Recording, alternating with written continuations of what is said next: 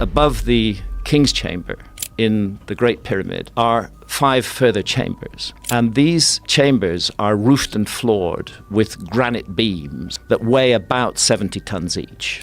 And there are hundreds of them. A discovery beneath the Great Pyramid challenges everything we thought we knew about ancient Egypt. Buried 2,000 feet below the surface, researchers have found a vast network of corridors and chambers. The find has sparked intense debate and hints at something history never recorded. What lies beneath the pyramid, and why can't we reach it? The Great Revelation. For centuries, historians accepted the Great Pyramid as Khufu's final resting place. Then, in 2016, scientists used cosmic ray technology to see through solid stone for the first time. The Scan Pyramids project deployed muon detectors and infrared thermography to map the pyramid's interior. Their screens revealed hidden chambers concealed inside the ancient monument's massive structure. The discovery sent shockwaves through the archaeological world and immediately divided expert opinion. A void as large as the Grand Gallery appeared on their screens, baffling everyone who saw the data. A hidden corridor sat just 80 centimeters behind the northern face, waiting to be explored. Some Egyptologists dismissed the findings as exaggerated hype with no real evidence to support them. Others called it the 21st century's most important discovery, a game changer for Egyptology. What could be waiting inside these untouched spaces, and why were they deliberately sealed? The Scan Pyramids team pressed forward despite the controversy surrounding their methods and findings. Their muon detectors mapped invisible cavities with painstaking precision, capturing data that challenged conventional thinking. The data confirmed the North Face corridor's location, just beneath the outer surface of the pyramid. But compelling evidence wasn't enough to justify excavation, and the project faced significant resistance. Years passed with no progress, and speculation grew among researchers and the public alike. The 2020 pandemic nearly killed the project entirely, forcing teams to work from home. Yet researchers placed 10 detectors around the pyramid and gathered months of data remotely, proving their dedication. The results showed a corridor 2.3 meters high, large enough for a person to walk through comfortably. This detail baffled the team, raising questions they couldn't immediately answer. If the passage only relieved pressure from above, why was it built to human scale? They turned to ground-penetrating radar and ultrasonic testing, hoping for additional confirmation. These controversial methods, often criticized by traditional Egyptologists, confirmed the moography results beyond any doubt. Finally, the team threaded an endoscopic camera through a narrow masonry joint, a delicate and risky operation. For the first time in millennia, human eyes peered into a space deliberately sealed by ancient builders. The grainy footage revealed a fascinating ceiling constructed with massive limestone blocks. These blocks leaned inward, forming a gabled vault that distributed weight across the passage.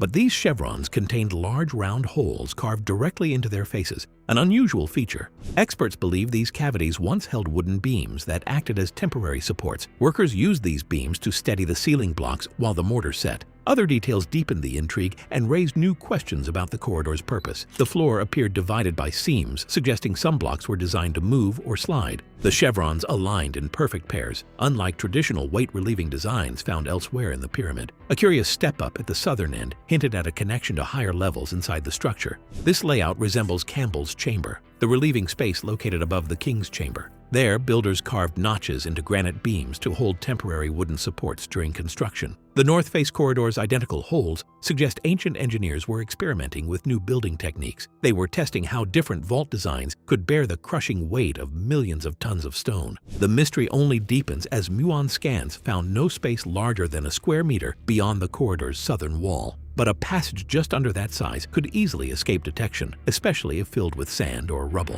In 1987, drilling near the Queen's Chamber uncovered exactly such a hidden cavity filled with debris. Muon imaging had completely misread it as solid rock, proving the technology's limitations. Could the North Face corridor once have stretched deeper, connecting to unseen passages still waiting inside? The question remains open, and different world-renowned researchers have formed theories that all sound unreal.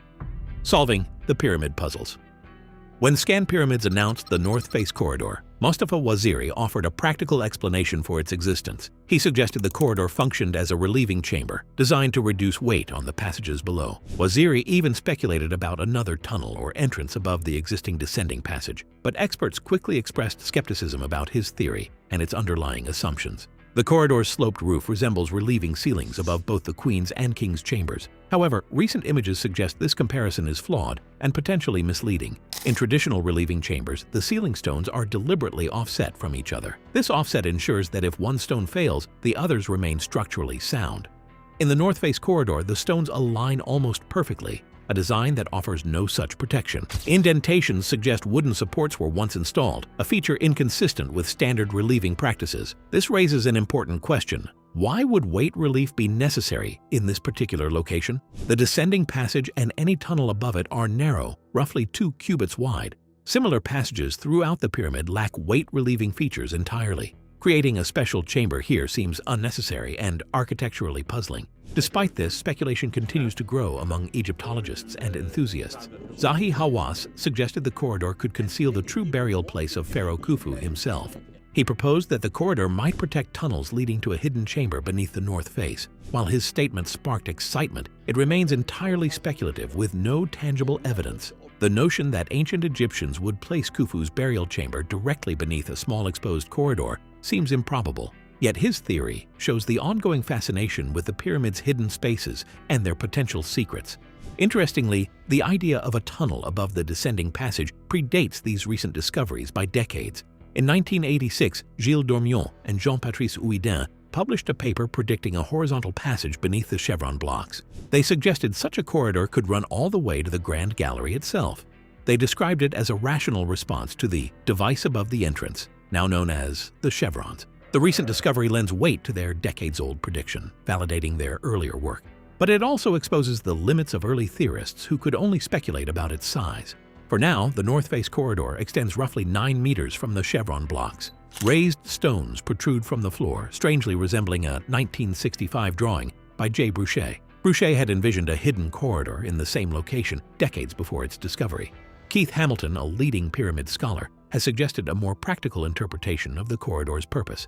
He draws parallels with the 5th dynasty pyramid of Nefertiti, where a simple corridor provided construction access. Similarly, the north face corridor may have served as a construction passage for workers building the pyramid. It would have enabled workers to reach the Grand Gallery, King's Chamber, and Queen's Chamber efficiently. The passage would also have helped move materials, ventilate the worksite, and remove debris during construction. If this corridor did indeed connect to the Grand Gallery, it would have been vital for logistics. Unlike the Grand Gallery's towering vertical space, this corridor is broad enough for a person to stand upright. Its flat, even floor and general corridor shape set it apart from any other known passage in the pyramid. This construction feature could have facilitated the monumental task of building inner chambers while work continued above. Despite these insights, much about the north face corridor remains unresolved and deeply puzzling. Is it simply a construction corridor, or could it connect to undiscovered tunnels? Does it hint at hidden chambers within the pyramid's massive stone structure? Or is it a practical feature that has been misunderstood for millennia, hiding in plain sight? Experts, including Goudin, continue exploring these questions through computer-generated models of secondary tunnels because the Ministry of Antiquities has forbidden further excavation indefinitely. Why have researchers been barred from exploring this space and solving the greatest mystery of all? Why the depths of the Great Pyramids are forbidden. History warns that inaction can be as costly as recklessness when exploring ancient sites. In the 1830s, Howard Weiss forced his way into the relieving chambers above the King's Chamber. His bold intrusion uncovered evidence that transformed our understanding of pyramid construction forever. Without that risky intervention, a vital chapter of the Great Pyramid's story would remain untold. Sometimes, careful intrusion is the only way forward, balancing curiosity with preservation. Yet the Ministry of Antiquities has consistently protested against such exploration, creating tension between discovery and protection. Digging sounds like the most obvious solution when scans reveal hidden chambers beneath the pyramid. Find the exact spot, drill a clean hole, drop a camera inside, and see what hides below. But at Giza, absolutely nothing is ever that simple. Some areas of the North Face corridor have remained unexplored since 2023 due to technical and safety challenges. Access to these sections is extremely limited, and the passage narrows to impassable points blocked by massive stones. Inserting cameras or robots is difficult, and human entry is impossible without risking damage to the ancient structure. Right now, nobody knows how to reach them safely. Precision mapping presents another significant challenge for those hoping to probe further. Although muon scans confirm the corridor's existence, the full orientation and potential connections remain unmapped. Without exact measurements, attempts to go deeper could be misguided or dangerously unsafe. A hidden space could be a hidden treasure room or even an ancient trap. Before anyone considers drilling, investigators must know exactly what they are targeting. The last thing anyone wants is to blast a destructive hole through a monument the world has spent generations protecting. Real archaeology differs from reckless treasure hunting in this fundamental way. Then there is the biological factor. The moment a sealed space is opened, outside air rushes in, dramatically and rapidly changing the space's temperature and humidity levels. Modern bacteria and tiny organisms could flood into a pristine environment that has remained untouched for millennia. Materials that have survived perfectly in pitch-black, climate-controlled isolation could suddenly rot and decay at shocking speed. These are the reasons why the Ministry of Antiquities strictly regulates any intrusive work and enforces these guidelines to preserve the site for future generations. Obviously, many researchers are frustrated about these strict regulations, but the truth is that if a mistake is made during exploring the depths of the pyramids, it could lead to an irreversible disaster. Giza is one of Earth's most important surviving treasures from ancient civilization. Scholars carry a massive responsibility, not just to find things today, but to save the site for future scientists. This is exactly why non-destructive technology has become the gold standard of modern archaeology. Sometimes the most responsible path forward is simply to keep observing from the outside, but looking from outside has its own disadvantages, including the frustration of incomplete answers. In recent months, Dr. Zahi Hawass has shared insights about pyramid exploration on 2 major podcasts. He appeared on both the Joe Rogan Experience and Matt Bell's Limitless to discuss new missions and discoveries. On Limitless, Hawass revealed an ambitious new mission to explore the mysterious Big Void. Scan Pyramids first detected this anomaly in 2017, nearly a decade ago. The time has finally come to investigate one of the Great Pyramid's most enigmatic internal spaces. This anomaly is unlike anything explorers have encountered inside the monument before. Though Muon tomography confirmed its existence, the scans only offered rough estimates of its size and position. Its exact orientation remains unknown, whether horizontal, sloping north, or inclined south. Blind drilling is impossible because the Great Pyramid is a delicate structure where any error could prove catastrophic. Instead, researchers are turning to a combination of non-invasive technologies for investigation. These include infrared thermography, ground-penetrating radar, and ultrasound imaging methods. Each technique comes with limitations, and gathering precise data will take months, if not years. Leading the investigation is Dr. Hawass himself, alongside engineer and inventor Shaw Whitehead. Shaw is no stranger to hidden pyramid spaces and their many challenges. He developed the JRE robot, which explored the Queen's Chamber southern shaft and revealed red ochre markings. His experience extends far beyond Egypt, from lunar missions to consulting for NASA satellite projects. Together, the team is preparing to determine the anomaly's precise location and orientation. After that, a small access point could be created with extreme care and precision. Experts anticipate sending in a snake-like robot or endoscopic camera to survey the chamber thoroughly. The goal is not to rush, but to capture clear images and measurements while ensuring safety. They aim to uncover secrets buried for millennia without destroying what lies within. The coming years promise to be pivotal for Egyptian pyramid exploration and research. Dr. Hawass has expressed a desire to live-stream these explorations for public viewing. This would offer an unprecedented window into discoveries as they happen in real time. For pyramid scientists, this represents a rare opportunity to witness history being uncovered. The few times the depths of the pyramid were explored, they revealed shocking things. So what are the most shocking discoveries ever made under the pyramids? Unlocking the secret of Giza. Beneath the Giza sands lies a mystery that may predate the pyramids themselves. Known as the Osiris shaft, this subterranean structure plunges 35 meters into solid bedrock. It sits directly beneath the long limestone causeway stretching toward the Sphinx. The shaft remains hidden, largely inaccessible, and shrouded in secrecy. Its purpose, construction methods, and the materials used within continue to puzzle researchers today. At the bottom of this deep shaft rests the tomb of Osiris, a chamber unlike any other in Egypt. A massive granite sarcophagus sits at its center, surrounded by an artificial canal filled with water. The design deliberately references the myth of Osiris, whose tomb was said to rise from an island surrounded by water.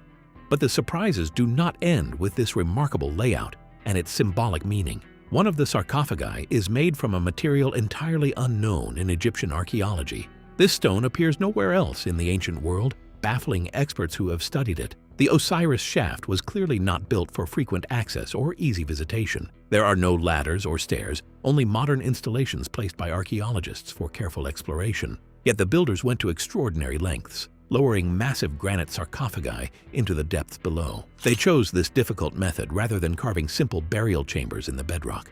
These sarcophagi differ from the surrounding stone and bear no inscriptions whatsoever. Their purpose is not immediately clear to anyone who examines them closely. Were they ceremonial, functional, or perhaps both simultaneously? Or did they serve some other role we have yet to comprehend fully? Hewn directly from solid bedrock, the shaft contains no additional stonework or masonry. This makes traditional dating methods impossible to apply with any certainty. Modern techniques, however, have begun to shed light on its age and construction timeline. Of the original 7 sarcophagi, 5 have vanished over time, leaving only 2 enormous examples remaining. Each is estimated to weigh as much as 40 tons, an astonishing figure for any ancient structure. How were these colossal objects lowered into the shaft without blocking the entrance completely? Experts have speculated that water may have played a role in their descent, but the exact method remains unknown, and the imagination struggles to envision the feat. The surviving sarcophagi are extraordinary in both material and construction quality. One rests in a niche on the south wall of the second level, dark and imposing. It is black, coated with a thin layer of bitumen that completely covers its surface. Beneath that lies a metallic film composed mainly of lead, with traces of zinc, iron, titanium, and arsenic. Why was this metallic layer applied to the stone surface? Could it have been decorative, or might it have served a functional purpose? Perhaps it related to preservation or ritual activities performed at the site. The answers remain elusive, frustrating researchers who seek to understand. The other surviving sarcophagus sits in the north wall's end niche and appears gray. Mineralogical analysis reveals it is composed of dacite, an igneous rock unknown in any other Egyptian artifact. Dacite consists largely of feldspar and quartz, with fine crystals giving it a dull luster. Geologists familiar with Africa confirm that no dacite deposits exist on the continent. No source large enough to produce a sarcophagus of this size has ever been found. This implies the stone was imported, likely from across the Mediterranean region. It may have come from Europe or the Black Sea area, far from Egypt's borders. Dating this dacite sarcophagus has revealed astonishing results that challenge conventional timelines. Using optical thermoluminescence, researchers calculated the last time the stone's crystals were exposed to sunlight. This technique measures electrons trapped in the crystal structure, which accumulate when the stone is buried. The results suggest the sarcophagus may date to around 3,350 BCE. This is nearly 1,000 years before the 4th dynasty and the construction of the Giza pyramids. Inside the sarcophagi, other anomalies were discovered that defy easy explanation. Gamma radiation readings revealed that the stones emit levels strong enough to sterilize organic material. Professor Robert Temple noted that the radiation inside the dacite sarcophagus was twice as high as the surrounding rock. Such intensity could have preserved organic matter far more effectively than embalming techniques alone. The lead coating may have amplified this effect, acting as a primitive radiation shield. This sophistication is something modern science only begins to understand fully. A third sarcophagus, located on a lower level, is composed of granite rather than dacite. Dating suggests it was added later, likely during the Middle Kingdom period. This coincided with Osiris' rise in Egyptian religion and cultural significance. This indicates that the shaft was not a static monument but a structure expanded over centuries. Level 3, with its water-filled canal and 4 square pillars, is younger than the primary levels below. Yet it displays the same remarkable precision and engineering skill found throughout the shaft. The water-filled canal surrounding the artificial island at the shaft's lowest level adds another layer of mystery. How did the builders maintain a stable water level 35 meters underground? Experts suggest that hidden channels and chambers may have been constructed to regulate water supply. Concealed underwater conduits may have drawn water from nearby springs or underground sources. The complexity of such an undertaking points to a highly sophisticated design. It was functional, precise, and perhaps ritualistic in nature, serving multiple purposes. Was this shaft simply a tomb or part of a broader subterranean system? Could there be additional chambers or hidden passages nearby that remain undiscovered? The Osiris shaft has long resisted full exploration and complete understanding. The ladders allow access only to certain areas, leaving much of the lower levels untouched. Experts believe additional chambers or hidden passages may exist nearby.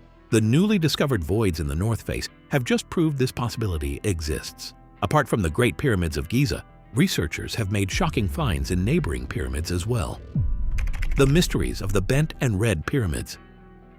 In 2019, Egypt's Ministry of Antiquities made a historic announcement that excited researchers worldwide. After more than 50 years, the Bent Pyramid of Dashur would finally reopen to the public. This decision followed a decade of restoration and scientific study at the site. The effort preserved one of Egypt's oldest pyramids while revealing new insights into its construction. South of Cairo, 30 kilometers beyond the familiar shapes of Giza, the bent pyramid rises from the desert sands. Isolated on the Dashur Plateau, it dominates the horizon with its unusual form. Its shape is visible from miles away, a strange silhouette against the sky. At more than 100 meters tall, with sides stretching nearly 200 meters, its lower slopes ascend sharply at 54 degrees. Then halfway up, the angle suddenly bends to a gentler 43 degrees. This bent profile has long puzzled architects and explorers who study ancient structures. Was it a structural adjustment made during construction or a deliberate design choice? The question remains unanswered, and it only adds to the pyramid's aura of mystery. When the pyramid was first reopened in 1839, British engineer John Perring began uncovering its secrets. He discovered two separate entrances, one on the north face and another on the west. These led to distinct internal chamber systems within the structure. In effect, the pyramid was actually two pyramids built into one. The northern entrance sits 12 meters above ground level and opens onto a narrow passage. This passage extends more than 70 meters into the pyramid's core. Less than a meter wide, it forces explorers to crouch and shuffle along its length. They breathe air that has been trapped inside for millennia, thick and stale. At the end lies a small antechamber, beyond which stands the first main chamber. Though limited in floor space, this chamber rises 17 meters high above the explorer's head. Its corbelled ceiling is supported by cedar beams imported from Lebanon thousands of years ago. For over 4.5 millennia, these timbers have carried the immense weight above them. On the southern wall, a vertical shaft climbs 15 meters before stopping abruptly. Its purpose remains completely unknown to modern researchers. Accessing the upper chamber is even more demanding and physically challenging. A tiny hole less than a meter across leads high above the lower chamber floor. This requires ropes to climb, a difficult and dangerous ascent. A narrow, steep tunnel follows, extending 19 meters in length and forcing explorers to crawl. This tunnel opens into the second chamber, often called the burial chamber. No sarcophagus has ever been found there, adding to the mystery. The upper chamber measures nearly 8 by 5 meters and shows signs of modification. Its floor was raised twice with masonry layers, altering the original design. Fragments of cedar beams still protrude from the walls, evidence of ancient construction techniques. Experts debate whether these adjustments were meant to strengthen the ceiling. Others wonder if the chamber was abandoned unfinished for unknown reasons. Some speculate a sarcophagus could still lie concealed beneath the stone fill. Nothing has been confirmed, and the mystery persists. The west entrance, long blocked and inaccessible, provides another route to the same chamber. Cleared only in the mid-20th century, it revealed a unique discovery. Workers found a bat mummy sealed in a wooden box, adding an unusual layer of intrigue. This finding remains one of the pyramid's strangest and most puzzling artifacts. The pyramid's exterior reveals further ingenuity and careful planning. Unlike later structures, its casing stones were deliberately tilted inward. This locked them securely in place, preventing displacement over time. Massive yellow limestone blocks quarried 40 kilometers away lean inward at up to 9 degrees. This technique helps explain why the bent pyramid remains one of Egypt's best-preserved monuments. Despite centuries of earthquakes and stone robbing, much of the original casing still clings to the sides. It offers a glimpse of the pyramid's original brilliance and construction quality. The sudden change in angle continues to puzzle researchers and architects alike. While some point to structural cracks as the cause of the design change, others disagree. They argue the proportions are too precise to be accidental or unplanned. The design may have been intentional from the very beginning. 2 angles, 2 chambers, and 2 entrances could reflect a duality built into the architecture. This duality may have held symbolic meaning for the ancient builders. Beside the bent pyramid stands a smaller satellite pyramid, rising just 23 meters high. Excavations revealed sarcophagi and human remains within its chambers. This suggests it may have belonged to a queen or royal family member. Its internal layout mirrors structural solutions tested in larger pyramids nearby. A descending passage, an ascending corridor, and a central burial chamber all appear in miniature. Just north of the bent pyramid lies the red pyramid, built at a stable 43-degree angle. It is Egypt's first true smooth-sided pyramid and remains the 3rd largest in the country. For the first time, the architects achieved precise proportions and internal planning. Earlier experiments had failed to reach this level of sophistication and stability. From a distance, the red pyramid glows with a faint reddish hue. This is the natural color of limestone, quarried from the eastern desert cliffs. Originally, smooth white casing stones reflected sunlight across the Nile Valley. Today, only fragments of that outer layer survive near the base of the structure. Visitors approach the red pyramid via a wooden staircase on the northern face. They climb 28 meters above the desert floor to reach the entrance. Early explorers described the challenge of navigating its steep, narrow passage. This passage plunges 65 meters into the pyramid's core, deep underground. Inside, the passage forces visitors to stoop and crawl through confined spaces. The air is heavy with dust and carries a faint ammonia smell. Small cracks in the masonry allow tiny currents of air to circulate. These hint at ventilation techniques used by the original builders thousands of years ago. The first chamber is immediately striking and awe-inspiring. A high corbelled vault rises like a stone canyon above the visitor's head. Each layer of limestone projects inward slightly, distributing the immense weight above. This design has ensured stability for nearly 5,000 years. Every surface bears the marks of ancient masons who worked there. Their precise chiseling and careful placement of blocks remain visible today. A short passage leads to the second chamber, larger yet similarly constructed. Its soaring corbelled ceiling forms a vast stone cavern above. Modern wooden staircases allow closer inspection of the masonry and subtle repairs. These reveal the careful experimentation with weight distribution perfected over decades. The ancient builders learned from each pyramid they constructed. The final chamber, the burial chamber, is where the ammonia scent is strongest. Its walls rise high and feature a corbelled roof overhead. Though empty, laser scans reveal floor leveling and indentations in the stone. These were designed for a massive central object that is no longer present. The absence of a burial object remains a profound mystery. Advanced scanning methods, including muon imaging, have sought hidden chambers. None have been confirmed, leaving researchers with more questions than answers. Excavations around the Red Pyramid further illuminate its construction methods. 19th century explorers cleared sand and rubble from entrances and passages. They documented the immense effort required to reach its interior chambers. Surveys show massive limestone blocks forming the lower courses of the structure. Smaller stones were used in the upper layers where weight was less. Unlike the bent pyramid, the Red Pyramid shows little evidence of emergency corrections. The design appears deliberate, precise, and carefully executed. Fragments of casing stones around the base are signs of the pyramid's once smooth exterior. The remains of a mortuary temple and causeway, though largely ruined, suggest ceremonial purposes. Even a finely finished limestone capstone has survived nearby, carefully positioned with ramps and levers. While parts of both pyramids remain inaccessible, with hidden chambers that may still lie undiscovered, researchers still struggle to decipher the secrets of the explored areas. Each answer only leads to more questions about these ancient wonders. Thanks for watching. Now check out the videos popping up on screen for more unbelievable stories.